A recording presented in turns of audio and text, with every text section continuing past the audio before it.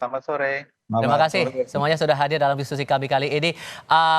Pak Sumarji, saya ke Anda dulu. Hasil kita 1-1 saat melawan Arab Saudi dan bisa jadi modal kuat kita lah untuk para pemain kita. Bagaimana kemudian bisa memastikan mental para pemain ini tetap terjaga saat nanti melawan Australia? Ya, ya. Jadi yang pertama kami tentu mengucapkan terima kasih ya, support, dukungan dari masyarakat Indonesia ya. Yang berikutnya berkaitan dengan kesiapan timnas Indonesia menghadapi Australia yang akan dilaksanakan nanti tanggal 10 ya di GBK. Tentu kesiapan tim saat sekarang ini adalah menjaga dan sekaligus menguatkan mental para pemain. Karena apa? Dengan modal kita bisa meraih poin, mencuri poin di kandang lawan di Arab Saudi. Tentu itu modal yang sangat baik dan bagus sekali buat tim ya untuk lebih menguatkan mentalnya para pemain ketika nanti akan menghadapi lawan berikutnya. Terutama ini kan kebetulan akan main di home ya, akan main di home di Jakarta. Nah, bagaimana kesiapan daripada tim sendiri, terutama berkaitan dengan mental, fisik para pemain? Yang pertama perlu saya sampaikan, setelah kemarin kita tiba di Jakarta malam, kita langsung lakukan apa namanya recovery, terapi-terapi kepada pemain-pemain yang mengalami cedera ringan. Selanjutnya pagi tadi kegiatan rutin seperti biasa. Mhm. Siang jam 11 kita lakukan gym ya, gym kepada para pemain ditentukan atau dipisah sesuai dengan kemarin yang jadi line up main 90 menit dan dipisahkan dengan yang main sekian menit sebagai pemain pengganti. Oke. Jadi dari situ tentu kita bisa lebih lagi memberikan motivasi kepada para pemain agar supaya mental tetap bisa terjaga dengan baik dan recovery cepat segera dilakukan sehingga dengan upaya yang kita lakukan di tim sendiri Mhm. itu tujuannya untuk benar-benar bisa mempersiapkan para pemain itu dengan maksimal karena kan. Dengan target bisa menang lawan Australia ya, Pak? Ya, tentu yang menjadi poin penting karena ini home dan mental pemain cukup bagus, ya itu modal itu yang akan kita pakai agar supaya nanti lawan Australia kita bisa mendapatkan poin penuh. Seperti itu. Oke, Bung Joy, kalau Anda melihat untuk laga sebelumnya Indonesia lawan Arab Saudi 1-1, apakah Anda punya evaluasi sendiri? Ya, pertama saya ingin mengucapkan selamat ya kepada tim dan ada Pak Marji. Saya jujur saya terkejut bukan hasilnya tapi cara bermain Indonesia terutama di babak pertama. Mhm.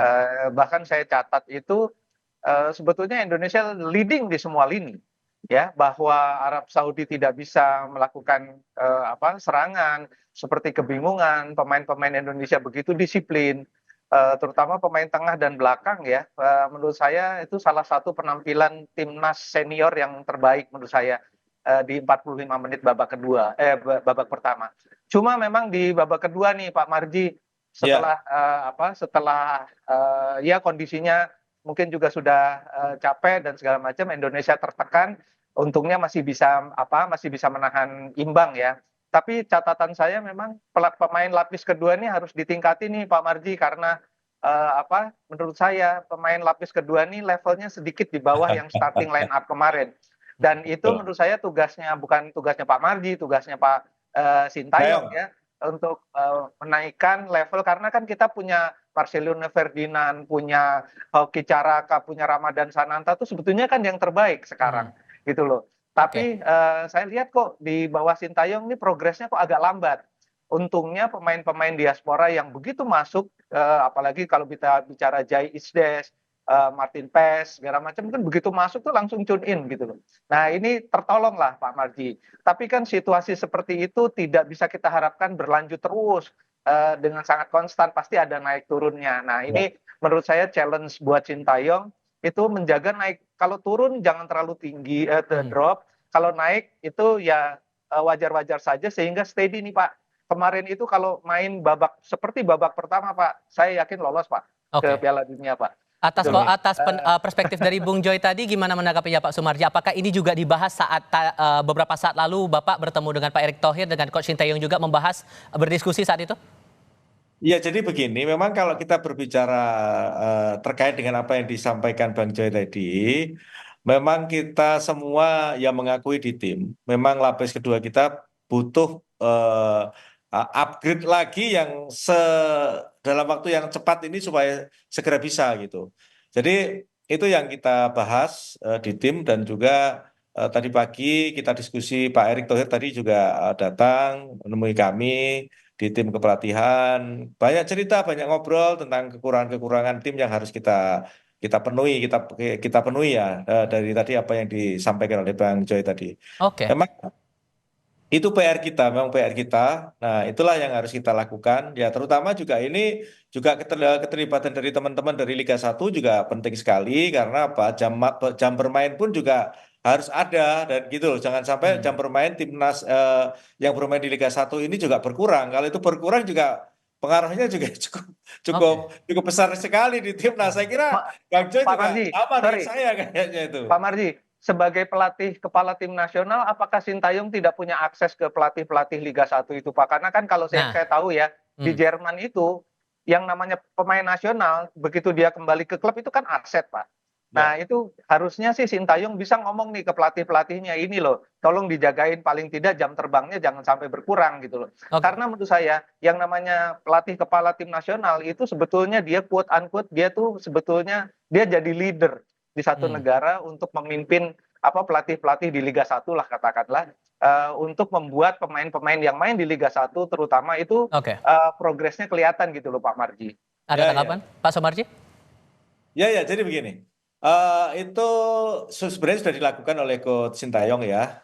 Bisa dilihat sendiri ketika beberapa klub bermain di Liga 1, Coach Sin langsung Oke. datang dan juga tentu itu tujuannya untuk itu sebenarnya. Tujuannya untuk itu, untuk bisa mengkomunikasikan itu hal yang kurang. Nah, tadi juga bagian terpenting yang disampaikan oleh Pak Ketua Umum juga ke saya juga sama. Jadi BTN juga nanti harus bisa mengakses juga kaitannya dengan beberapa pemain-pemain yang dimainkan yang di timnas yang selalu dipanggil timnas ini bagaimana progresnya di klub itu baik klub yang ada di Liga 1 maupun yang di luar Oke. ini harus kita jalankan dan harus kita buat sistem Hmm, maka ke depan memang harus ada istilahnya inilah ikatan kontrak atau ikatan apalah baik. supaya pemain-pemain timnas yang main di Liga 1 ini yang main di Liga 1 di kita ini maupun di luar itu mendapatkan inilah apa namanya jam main yang Hmm. cukup lah seperti itu. Oke, kalau kita fokus untuk pertandingan Selasa pekan depan, Indonesia akan melawan Australia. Apakah ada prioritas khusus yang mungkin akan jadi concern untuk dilatih kepada para pemain kita, Pak Sumarji? Jadi begini, kalau kaitannya dengan lawan Australia, kita itu sudah mempunyai jadwal sesuai dengan yang sudah direncanakan dari jauh-jauh hari. Dan yang perlu kita ingat bahwa saat sekarang ini kalau kita ngomong pemain diaspora seperti apa yang disampaikan oleh Bang Joy tadi kan ya memang sangat mudah kita di dalam memberikan materi kepada para pemain untuk bisa melakukan hal-hal yang terbaik gitu. Nah, itu yang kita lakukan. Jadi Hmm. kalau kita ngomong soal apa-apa yang berkaitan dengan kesiapan apa yang akan kita lakukan, semuanya sudah kita lakukan dengan sebaik-baiknya. Ya harapannya ya memang kita kepingin dapat poin penuh gitu. Oke. Kalau Bung Joy melihatnya dengan riwayat kita 1 dari 19 kali head to head lawan Australia ini kita yang menang, apa tantangan yang perlu diantisipasi terutama untuk kekuatan dari pihak Australia sendiri agar kita bisa Ya, menang? yang pertama confidence Indonesia kan lagi tinggi-tingginya nih. Cuma saya bilang jangan terlalu over juga karena itu biasanya akan jadi bumerang. Dan harus diingat Australia kemarin memang kalah lawan Bahrain, tapi mereka mendominasi permainan. Ada satu pemain mereka Yengi yang di kartu merah dan itu membuat konstelasi permainan Australia berubah total. Dan mereka kalah meskipun mereka mendominasi pertandingan dan saya harus ingatkan juga Australia ini tanda kutip lebih kuat loh, lebih bagus permainannya daripada Arab Saudi. Tapi Indonesia punya nilai plus yang lebih banyak menurut saya. Menahan Arab Saudi di Jeddah, confidence lagi tinggi dan terutama main di GBK. Hmm. Ini yang akan membuat situasinya akan berubah sama sekali ya.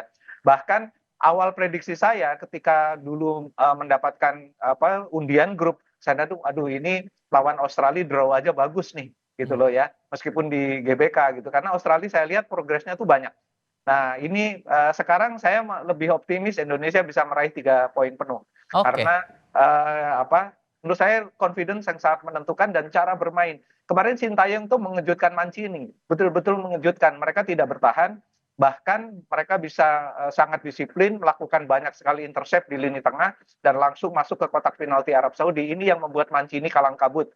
Untungnya hasilnya nggak terlalu menggembirakan sih, tapi buat saya ini draw rasa menang ya, karena mainnya di Jeddah dan lawan Australia saya optimis bisa menang, paling nggak 1-0 atau 2-1. Oke, agar tiket kemenangan ini bisa dipastikan dipegang nih Pak, tentu kan strategi pasti akan dimatangkan ya. Apakah untuk pemainnya sendiri, Hilgers dan Eliano yang sudah sempat diunggah juga oleh Pak Erick Thohir ini bakal diturunkan di laga lawan Australia, plus apakah juga Justin Hubner juga bakal bermain di minggu depan? Ya, baik-baik. Yang pertama, kalau Justin sudah pasti bisa bermain karena memang akumulasi kartu itu kemarin sudah dijalankan. Kalau kaitannya dengan pemain baru 2 orang, Mes dan Eliano, dari kemarin mereka sudah datang gabung dengan kami ya sekedar untuk berkenalan dengan teman-teman yang lain. Tentu itu proses itu ada di di PSSI ya, di pemerintah ya, di DPR. Sehingga kalau kaitan dengan proses itu kan masih berlangsung prosesnya. Kalau dalam waktu dekat tentu belum bisa karena memang prosesnya masih berjalan. Ah. Ya mudah-mudahan dengan euforia yang ada ini segera diproses dan pemerintah dan DPR segera bisa memproses itu dan Baik. mengesahkan itu sehingga nanti dalam waktu yang tidak lama mungkin kita saat melawan Bahrain atau mungkin saat melawan Oke. Cina itu sudah bisa dimainkan seperti itu. Oke, doa terbaik untuk timnas kita Indonesia lawan Australia minggu depan hari Selasa pada pukul 7 malam waktu Indonesia bagian Barat. Pak Sumarji terima kasih, Bung Joy terima kasih sudah berdiskusi bersama kami.